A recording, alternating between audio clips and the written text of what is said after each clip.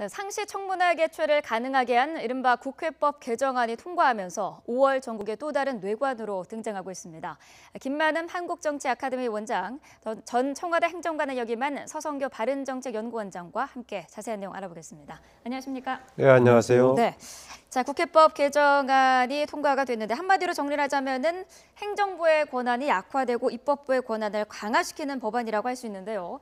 지금 찬반 양론이 첨예합니다. 어떤 입장이신가요? 네, 아까 말씀하신 대로 이제 국회 청문회가 상시화되게 되면 의회 권력은 강화되지만은 행정부의 권력은 약화된다고 볼 수 있습니다. 네. 그렇지 않아도 총선 결과로 여소야대가 되고 또 이제 3당 체제가 됐는데 또 이게 청문회까지 상시화되게 되면은 청와대와 행정부는 상당히 소극적이고 의기소침해질 수밖에 없어서 네. 청와대에서도 개정이 필요하다. 또 행정부 마비 사태가 올 수 있다라고 크게 염려하는 것 같습니다. 네. 이번 국회법 개정은 정의화 국회의장이 발의하고 주도했다고 볼 수 있는데 한마디로 말하면 정의화 국회의장의 어떤 정치적인 도발이 아닌가 이렇게 보여집니다. 네. 원래 본회의의 법안을 상정하기 위해서는 여야 간에 합의가 이루어져야 되는데 여야가 합의가 이루어지지 않은 상황 속에서 정의화 국회의장이 단독으로 상정을 했습니다. 네. 정의화 국회의장이 그동안에 국회 개혁을 위해서 많은 제도를 기획하기 위해서 노력을 했는데 이 청문회법 관련된 조항만 개정하는 것은 조금 문제가 있지 않느냐 보여지고 있고요. 네. 전반적인 국회 개혁을 위해서 청문회 상시화뿐만 아니라 국회의 상설화 또 상임위의 상시화 사실은 이런 게 더 필요하다고 보여지고 있습니다. 네. 지난 18대 국회 마지막에도 선진화법을 통과시키면서 19대 국회가 식물국회가 되었다 이런 비판이 있는데 네. 이거 이제 청문회 관련된 규정들은 20대 국회부터 적용될 예정입니다. 네. 그러면 19대 국회가 또 20대 국회를 또 혼란스럽게 만들지 않느냐 이런 비판을 받을 수가 있고요. 또 그 정의화 그 국회의장이 이런 그 국회법 개정을 하면은 여야 간의 정치적 충돌 또 의회와 청와대의 충돌을 뻔히 알면서도 네. 왜 의도적으로 이렇게 국회법 개정을 통과시켰을까? 결국은 본인의 향후 정치적 행보를 위해서 이 국회법 개정을 통과시켰다 이렇게밖에 평가할 수 없겠습니다. 법안 자체는 어떻게 보시나요? 필요한 측면이 있다고 보십니까? 우선 일단 이게 그 국회의 권한을 새롭게 강화했느냐 이것은 논란의 여지가 아주 크다고 봅니다. 네. 국회의 권한을 새롭게 강화한다면 헌법 개정을 해야 됩니다. 이번 법안의 경우에는 국회의 권한을 강화했다는 표현은 적절치가 않고요. 네. 국회의 기능을 활성화시키는 데 초점을 뒀다라고 볼 수 있겠습니다. 명칭도 지금 되게 편하게 이제 전달하기 위해서 상시 청문회법이라고 흔히들 얘기하고 있는데 굳이 네. 명칭을 붙인다면은 상시 상임위법 정도가 맞을 겁니다. 상시 상임위법이요. 예. 네. 상임위를 상시에 가동을 시키도록 하도록 한 거죠. 그럼 네. 왜 이걸 했느냐? 지금 이번에 우리가 19대 국회를 마감하면서 많은 법률이 발의가 됐지만 상당수의 법률들은 논의조차 되지 못하고 지금 폐기가 돼버린 상황 아니겠습니까? 네. 그래서 대개 그동안에 상임위 가동이 국회 본회의하고 맞물려 가지고 의사 일정을 서로 여야 간에 타협해서 하다 보니까 실제로 가동이 안 되는 경우가 많았죠. 네. 그래서 국회 본회의 일정을 일정대로 조금 늘릴 필요가 있고 상임위는 대신 1년 내내 돌리는 게 필요하다라는 것은 여야를 떠나서 모두가 동의했었죠. 네. 특히 19대 국회의 경우에는 상임위가 제대로 작동이 안 되고 대부분의 사안들을 여야의 당대표 또는 원내대표가 협상을 통해서 문제를 해결하는 것이 문제였다라는 것은 여야 국회의원을 비롯해서 전문가들이 대다수가 지적하는 상황이었습니다. 네. 그래가지고 어떻게 하는 게 바람직할 것인가 해서 상임위를 상시에 가동할 수 있도록 하자라는 거였는데 이 상임위가 역할을 했을 때 대부분의 역할들이 관련 법안들을 심사하는 거 아니겠습니까? 네. 관련 법안을 심사하거나 또 해당 또 소관 업무들 다른 업무가 있을 것인데 이 과정 속에서 필요하면은 청문회를 열도록 돼 있죠. 그 방법 중에 하나가 청문회니까 네. 상임위가 상시에 가동되면은 청문회도 극단의 경우에 상시에 가동될 소지가 있다는 것이지 네. 뭐 특별히 달라진 것은 아닙니다. 그러면 청문회를 개최하는 것이 이전의 법률안에 비해서 크게 바뀐 것이냐? 제가 봤을 때는 바뀐 내용들이 없습니다. 네. 일부는 이제 보도할 때 보면은 상임위 의원들 3분의 1이 요구하면은 청문회가 개최될 수 있도록 한다. 네. 초점을 두고 있는데 이것은 이전의 법률안에도요. 법률안과 관련된 부분은 상임위 의원들 3분의 1이 요구했을 때 가능한 거고요. 네. 마찬가지로 다른 사안에 대해서는 이전 법률도 그렇고 현행 개정 내용도 마찬가지고 여기는 상임위 의결을 거치도록 돼 있기 때문에 여소야대든 아니면은 여대 야소든 간에 의원들의 결의를 통해서 하는 것이지 네. 무조건 청문회를 개최할 수 있는 것은 아닙니다. 네. 그리고 또 하나 이제 서성교 원장께서는 이제 정의학 국회의장이 통과시켰다고 말씀하셨는데 네. 상임위 운영위에서 결정이 나고 법사위 거쳐가지고 상정된 거고 통과는 정의학 국회의장이 통과시킨 게 아니고 국회의원들이 동의를 해서 통과시킨 거고요. 야당에서도 이 발의되는 과정 또 국회 본회의에 부의되는 과정을 알고 정진석 원내대표가 여기에 대해서 반대를 표명해 달라고 요구를 했습니다마는 반대가 100%가 관철이 안 된 것이죠. 왜냐하면은 새누리당 내부에서도 찬성하는 의원들이 있었고 네. 또 아마 반대를 독려하는데 원외에 있는 원내대표로서는 조금 활동에 제약도 있었을 것입니다. 어쨌든 간에 네. 이것은 절차를 거쳐서 국회의원들이 동의해서 통과시켰다. 반대는 사람도 물론 있긴 있었을 겁니다. 네. 자, 말씀하신 그 새누리당 내에서 찬성표를 던진 쪽이 그 유승민계이지 않습니까? 네. 아무래도 이 발의한 사람도 그렇고 찬성한 사람도 비박계라는 점에서 당내 뭐 반란이다라는 평가도 나오고 있는 것 같은데요. 네, 유승민 의원은 지금 이제 무소속이기 때문에 꼭 네. 뭐 당내 반란이라고 보기는 힘들고요. 그게 이제 표를 던진 이제 뭐 친이계 이병석 뭐 의원, 그다음 정병국 의원, 그다음 무소속으로 나간 이제 강길부, 안상수 의원 이런 분들이 이제 찬성표를 던졌는데 네. 이분들 입장에 봤을 때는 크게 봤을 때는 청문회 이게 좀 규정을 완화하는 게 국회 활동을 활성화하는 측면이 있다는 명분이 있습니다. 네. 그러나 박근혜 대통령에 대한 어떤 뭐 서운함 또 새누리당에 대한 어떤 반발심 또 네. 친박에 대한 어떤 그 반대 이런 걸 통해서 조금 감정을 드러낸 게 아닌가 이렇게 보여지고 있고요. 네. 이런 것 그 청문회 아까 원장님 말씀하셨지만 기존에도 국회에 많은 제도들이 있습니다. 예를 들자면 국정감사, 또 국정조사, 또 청문회 제도, 또 네. 공청회 제도 등등이 많은데 굳이 19대 마지막에 이렇게 통과시키는데 정치적으로 갈등과 대립하는 분들을 참여시켜서 이런 앞으로 향후 정치적인 분란과 갈등의 소지를 만들어낸 게 상당히 안타깝다고 보여집니다. 네.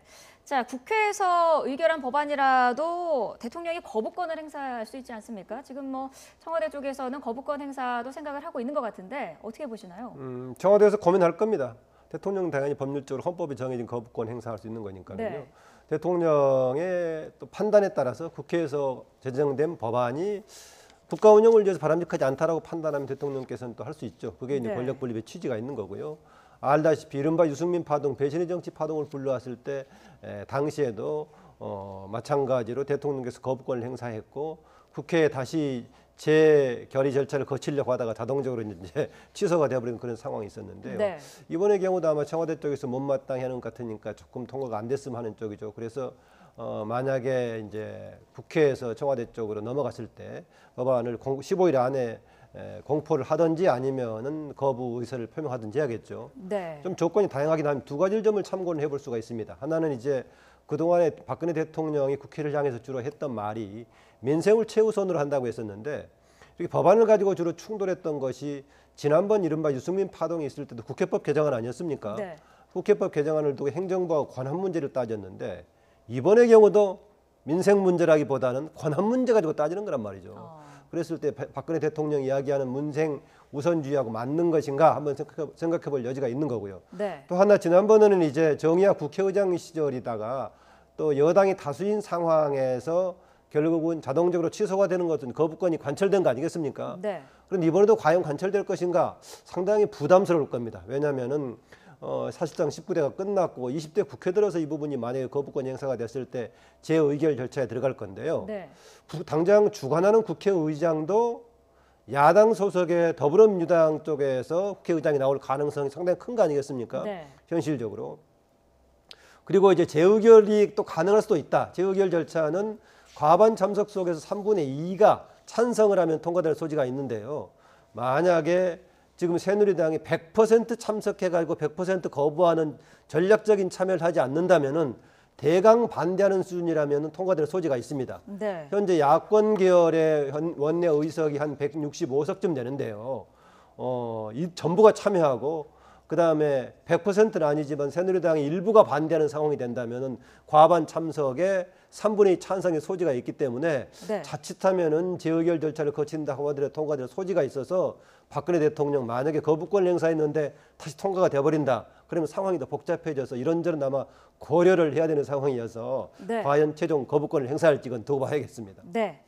자, 새누리당 상황을 좀 짚어봐야 될 것 같습니다. 지금 총선 이후 한 달 넘게 그 지도부 공백 사태가 계속되면서 집안이 계속 시끄러운 상황인데, 자, 이른바 혁신형 비대위를 구성하는 쪽으로 지금 가닥이 잡혀가지 않습니까? 혁신형 비대위, 혁신위와 비대위를 뭐 따로 두지 않겠다 그런 의미겠죠? 네, 그동안에 이제 지난번 그 비상대책위원회와 또 혁신위원회 그게 전국위원회에서 어쨌든 그 보이콧되면서 네. 통과가 되지 않았는데 현실적으로 말씀하신 대로 새누리당의 의사 결정을 할 지도부가 없습니다. 네. 최고위원회가 사퇴하면서 그래서 비상대책위원회를 빨리 구성을 해야 되는데 네. 비상대책위 구성과 혁신이 투트로 가자는 것을 비상대책위원회에 혁신적인 의미를 담아서 혁신형 비대위로 가자, 즉 이제 원트랙으로 가자 네. 이렇게 잠정적으로 결정이 되는 것 같습니다. 네. 문제는 그럼 혁신형 비대위원장을 누구로 할 거냐? 네. 기존의 원내대표를 맡고 있는 정진석 당선자가 할 거냐?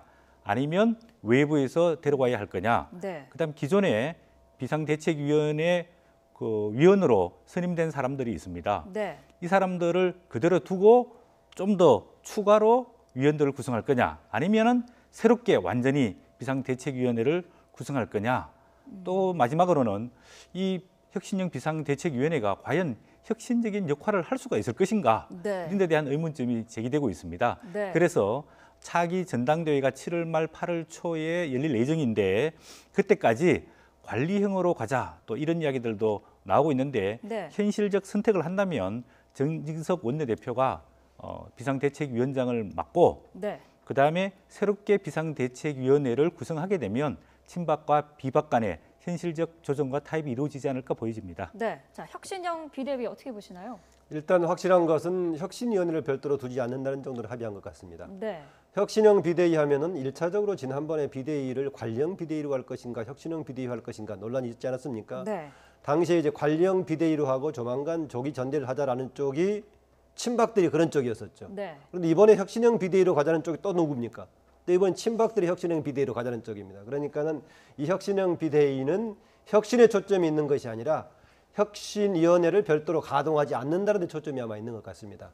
이 부분에 관한 것은 정리가 확실히 안 된 것 같은데요. 네. 개별적으로 이런저런 기자들에게 브리핑을 했는데 한성교 의원의 경우에는 뭐 이것을 혁신형 비대위를 6개월 정도 가동 얘기도 하고 나온 것 같은데 그러면은 또 의미가 달라지죠. 왜냐하면은 비대위는 지금 지도부가 없을 때 임시로 가동하는 것인데 네. 2, 3개월 내에 전당대회를 통해서 지도부를 구성해버리면 비대위가 필요 없는 거 아니겠습니까? 그렇죠. 그래서 현재로서는 혁신위원회를 가동하지 않는다는 정도만 합의를 본 것 같고 네. 나머지 이제 구체적으로 이른바 혁신형 비대위라고 명칭은 붙였지만 어떻게 구성할지 이것은 과제로 남아있어 이 구성 과정을 둘러싼 논란이라든가 파장은 그대로 남아있는 것 같습니다. 네.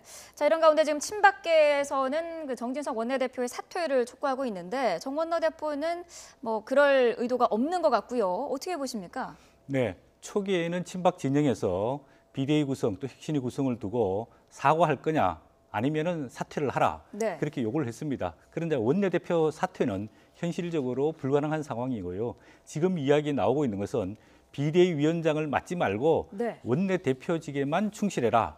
왜냐하면 20대 국회 출범을 앞두고 원내대표로서 원구성이라든지 의제 선택이라든지 이런 해야 할 일이 많기 때문에 네. 정진석 원내대표는 원내대표직에만 전념을 하고 그 비대위원장은 외부에서 영입하는 게 바람직하다. 그래서 지금 사퇴 얘기가 나오는 것은 정진석 원내대표가 비상대책위원장을 맡지 않고 사퇴하라. 그 이야기입니다. 네. 자, 지금 어찌됐건 거의 뭐 분당 상태다라는 분석을 내린 지금 분들도 많은 것 같은데요. 새누리당이 언제쯤 좀 갈등을 봉합을 하고 정상적인 활동을 할 수가 있을까요? 뭐 정상적인 활동이라는 것은 무엇을 기준으로 얘기하는지는 모르겠는데요.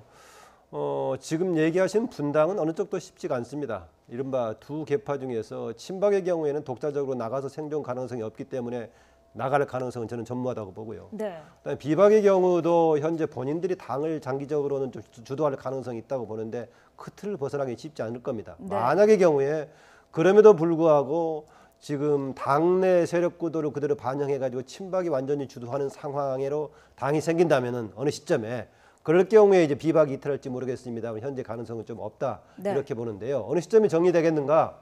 내부적으로 정리되기는 쉽지 않아 보입니다. 가장 큰 관건은 박근혜 대통령께서 지금 새누리당의 위상을 어떻게 설정해 줄 것인가? 박근혜 대통령의 특정한 사인이 없이도 과연 당 내부에서 그런 행동을 할 수 있을 것인가? 네. 하려고 한다면 비박이 주도가 돼서 독자적으로 할 것인데 이번에 하려고 하다 보니까 또 제동을 건 거 아니겠습니까? 그 점에서는 저는 이 문제를 해결하려고 한다면 박근혜 대통령께서 지금 새누리당과의 관계에 대해서 뭔가 새로운 사인을 주는 게 필요하다. 네. 만약 이 문제가 해결되지 않는다면 갈등이 나중에는 결국은 박근혜 대통령의 위상과 관련된 심지어는 탈당까지 거론되는 그 방향으로 화살이 갈 수도 있다. 그런 생각이 듭니다. 네. 자, 지금 이런 가운데 민심의 방향이 심상치가 않습니다. 대통령과 새누리당의 지지도가 동반 하락하는 지금 모양새를 보이고 있는데요. 저희가 그래픽으로 좀 준비를 해봤습니다.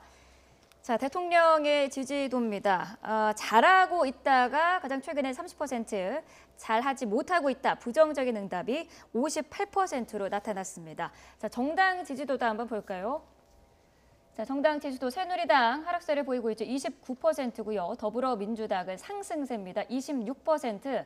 국민의당은 21%, 정의당은 6%로 나타났습니다. 자, 당청의 지지도가 계속해서 좀 하락하는 모양인데 어떻게 분석할 수 있을까요? 네, 그 새누리당 지금 지지도가 30% 이하.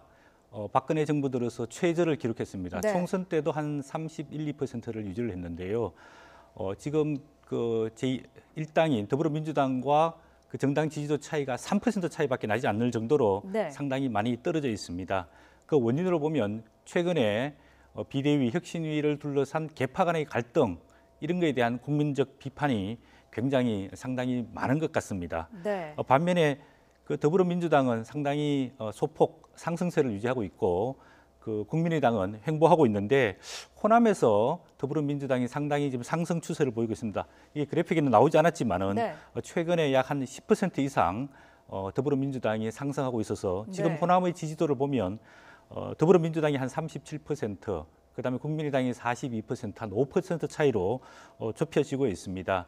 최근에 5.18 민주화 기념식 참석, 또 그리고 더불어민주당 내에 그 친문과 또 반문 간의 갈등이 상당히 줄어들면서 안정을 되찾고 있는데 네. 이런 것들에 대한 지지가 상당히 있다라고 보여지고 있습니다. 네. 자, 여론조사 결과 어떻게 분석하시나요? 새누리당 지지가 떨어진 것에 대해서는 국민들 누구나 다 알 수 있을 겁니다. 네. 오히려 그나마 29% 정도가 나온 것도 전통적인 지지층이 있기 때문에 그런 것이지 만약에 새누리당이 잘하고 있느냐 물어보면 얼마나 나오겠습니까? 훨씬 더 안 나오죠. 그래서 네. 이제 새누리당은 좀 방향을 잘 잡아야 될 것 같고요. 만약에 저는 현재 상황을 제대로 풀지 못한다면은 지지도를 떠나서 과연 앞으로 새누리당이 현 상황을 유지할 수 있을까? 그런 정도의 심각한 문제라고 봅니다. 아마 네. 내부적으로는 그런 문제를 인식하고 있어서 서로 잘 반응을 할 것 같은데 네. 지금 이게 여당이라는 것이 독자적으로 정당만 가는 것이 아니라 대통령과 관련된 문제이기 때문에 상호 협력 속에서 뭔가 변화가 필요할 겁니다. 네. 야당은 여러 가지 역할도 있겠지만은요. 야당들은 어쨌든 간에 상대적으로 여당의 지지 하락 속에서 상대적으로 올라간 측면이 있고요. 지금 전반적으로는 여야를 비롯해서 모두가 지금 정계 개편의 국면이 아닌가라고 보고 있습니다. 여당은 여러 가지 당내 불만이 있음에도 불구하고 당의 틀을 벗어나서는 움직이기가 쉽지 않기 때문에 그랬었는데 네. 당에 이렇게 지지도가 떨어지고 구심점이 약화된다면 밖으로 나가는 원심력이 커질 가능성이 있는 거 아니겠습니까? 네. 더구나 밖에 무소속이라든가 또 정의와 국회의장 등의 또 원심력을 만들 만한 사람들이 있고요. 또 야당에서도 손학규 전 대표 등의 움직임이 있기 때문에 정치권 전반에서 밖에서는 원심력은 커지고 있고 당 내부의 구심력은 약화되는 상황에서 조금 뭔가 정계 개편의 분위기가 나오고 있지 않는가 그런 느낌이 들기도 합니다. 네. 자, 더불어민주당 얘기도 해보죠. 국회의장은 그 더민주가 가져갈 가능성이 지금 가장 큰데, 이런 가운데 우상호 원내대표가 국회의장 자리를 양보할 수도 있다라는 얘기를 했어요. 어떻게 보시나요? 네, 국회의장을 양보하는 대신에 법사위원장, 예산결산특별위원회 위원장, 네. 운영위원장 이 세 개를 주는 전제 조건으로 국회의장을 양보할 수 있다 그러는데 네. 우상호 원내대표가 욕심이 너무 많은 것 같습니다. 이 세 개의 위원회를 다 가지게 되면 사실상 국회에 있는 정권을 다 가지는 거나 마찬가지입니다. 네. 왜냐하면 법사위원회는 법안 통과의 마지막 그 게이트 키핑하는 역할을 하기 때문에 네. 법사위원장을 지고 있으면 모든 법안의 통과와 저지를 할 수 있습니다. 네. 그다음에 예산결산특별위원회는 국회의 중요한 기능 중에 예산 편성과 또 예산을 사용한 이후에 결산을 하고 있는데 그럼 예산 편성권을 전반적으로 독점을 할 수가 있습니다. 네. 또 국회 운영위원회는 국회 전반적인 그 운영을 주도할 수 있는 그런 중요한 상임위원회고 또 특별히 청와대가 소관 부처로 운영위원회에 들어와 있습니다. 네. 그래서 이 세 개 상임위원회 그 위원장을 차지하게 되면은 사실상 국회의 정권을 차지하게 되는 거고요. 반면에 국회의장직은 유명무실하다고 볼 수 있습니다. 왜냐하면 국회의장의 독립성과 자율성을 위해서 정당을 탈당하게 되어 있습니다. 네. 그래서 무소속 국회의장으로서 국회 운영의 전반적인 관리와 책임은 지지만 실제적인 권한은 많지 않기 때문에 네. 그 결과론적으로 보면 우상호 그 원내대표가 너무 과욕을 부리는 것 아니냐 이렇게 평가할 수 있겠습니다. 우상호 원내대표도 이게 가능성이 크지 않다는 거는 알고 있었을 텐데 왜 이런 얘기를 했을까요? 현실화되기 어렵다고 봐야겠죠. 뭐 그냥 한 얘기 같습니다. 만약에 전략적인 의도가 포함되어 있다면은 지금 이제 법사 예결위 또 운영이 혹시 셋 중에서 하나를 추가로 달라라는 얘기가 아닌가 모르겠는데요. 지금 얘기 세 개의 위원장을 야당한테 주면 더불어민주당에게 주면은 국회의장을 양보할 수 있다. 이것은 현실적으로 좀 관철되기 어려운 측면이어서 그냥 한 얘기거나 아니면 전략적인 의도가 있다면은 셋 중에 하나의 위원장을 달라 이런 정도 의견이 아니겠나라는 생각입니다. 네, 알겠습니다. 자, 정치권 소식 자세히 알아봤습니다. 김만음 한국정치아카데미 원장 그리고 서성교 바른정책연구원장과 함께했습니다. 오늘 말씀 감사합니다. 네.